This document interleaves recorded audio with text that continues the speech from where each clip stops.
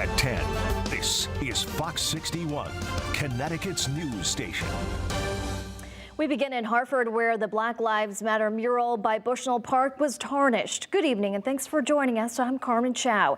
The mural had a swastika and a message of white supremacy, and now Hartford police are working to find out who did this. Fox 61's Jake Garcia joins us live in downtown Hartford with reaction from the artist and local leaders. Jake? Well, Carmen, over the past several weeks, these artists have been working hard to try to bring this mural back to life just in time for the Hartford Juneteenth celebration happening next weekend. They say that this act of hate will not deter them from their message of love. When I arrived, my letter was vandalized. I was a little down when I found out this morning, but when I got here, I don't know, I just got this motivation, and the first thing I did was cover it up. Latoya Delaire is just one of the artists working on the refreshed Black Lives Matter mural in downtown Hartford after recent road work.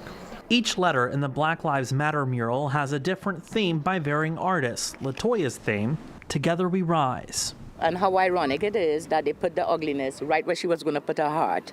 So the work that we're doing in the community, it matters. Black lives matter, and we want to cover all the ugliness with some hearts, with some love. City and state leaders are reacting to the vandalism. Mayor Luke Bronin saying in a statement, in part, quote, "Whoever scrawled this swastika and message of white supremacy is a miserable, small, hate-filled person who wants us divided and afraid.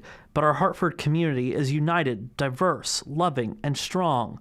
We're angry about this vile act of hate, but we are not weakened by it." Mayor Bronin going on to say that Hartford police are investigating to find whoever is responsible. Governor Ned Lamont saying he was disgusted to hear about the graffiti on the mural, saying in a statement that this is not Connecticut values, urging the community to denounce any message of hate and that, quote, "we will not be threatened by the messages of anonymous people who attempt to divide us and instill fear." The artists say seeing the response from community leaders inspires them. To see the community come out and the leaders responding by saying, hey, come back and do the mural again, it gives us hope. Hope to send a message that love is stronger than hate.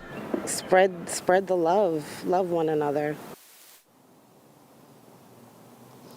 Now, despite this recent vandalism, the mural is still expected to be completed by time of the Juneteenth Hartford celebration happening next weekend.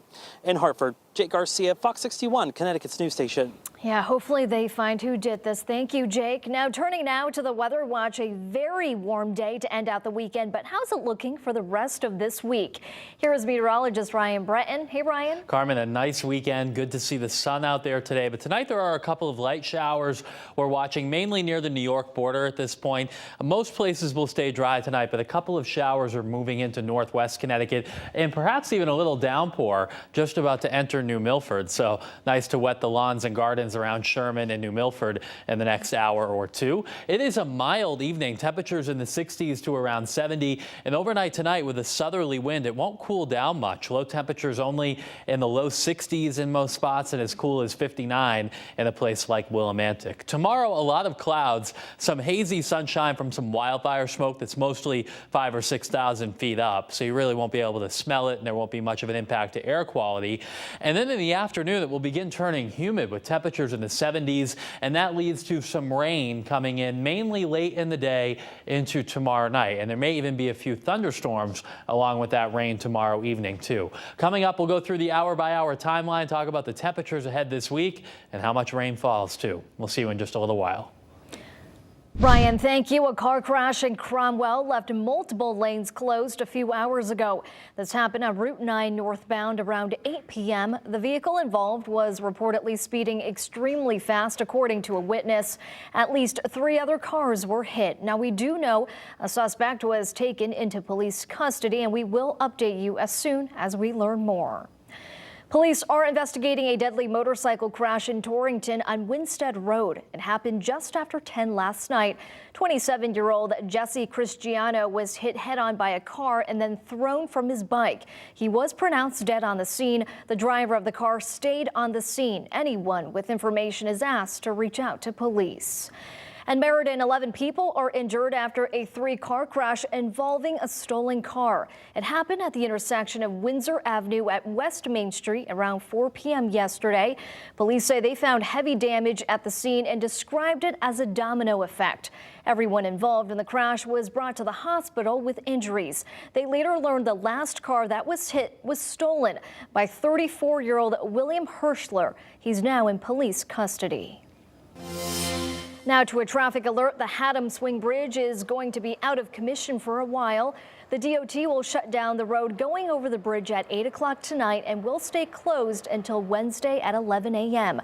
This will happen every week through late fall. This also includes pedestrians and cyclists. The only exception is on holiday and weekends. The town says updates will be provided during this construction project.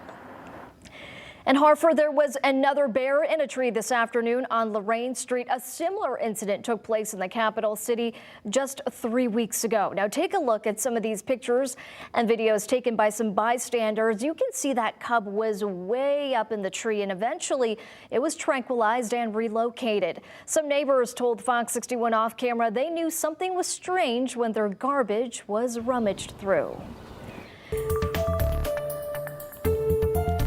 Several community businesses and outreach groups came together to host their second annual No Hair Left Behind event, giving haircuts to the homeless and people in need. More than 100 people got free haircuts at South Church in Hartford this morning. Whether it's someone who just can't afford to get a haircut or someone without a home, barber Miguel Deval is pitching in to help people one haircut at a time. There was also access to a mobile shower and foot bath stations along with coffee and snacks. To us is making sure that these people know that they are seen and they are someone to us, and something very basic like showers, having a cup of coffee, and just being around people in positive light. I think that's amazing for them, and it allows them to experience something that they might not normally have in their everyday life. Hartford Healthcare's neighborhood health clinic program sponsored the event and were there giving free health screenings as well. We have much more coming up.